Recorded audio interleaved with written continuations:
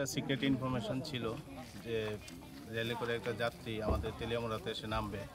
তো এখানে সেই ইনফরমেশনের বেসিসে আমরা স্টাফ নিয়ে এখানে পেতে থাকি।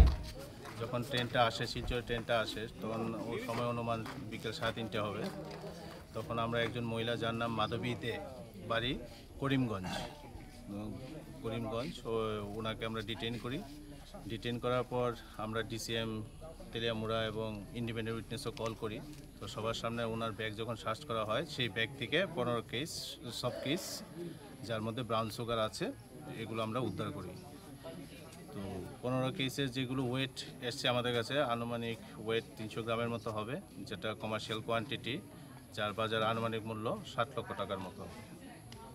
স্যার, এই ব্যাপারে মানে জিআরপি তরফ থেকে কোনো সাহায্য পাওয়া গেছে?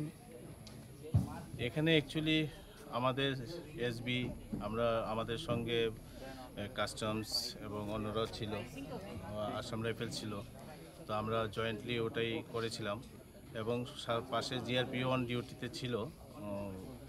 কিন্তু রেডের সময় আমরা রেডের আমরা খবর করিনি, আমরা অন্য এজেন্সির সঙ্গে মিলে জয়েন্ট রেড করেছি। তারা তো দেখছে রেড করার সময়? ওটা অ্যাকচুয়ালি আমি লক্ষ্য করিনি ওরা আমাদেরকে কি ফলো করলো না করলো।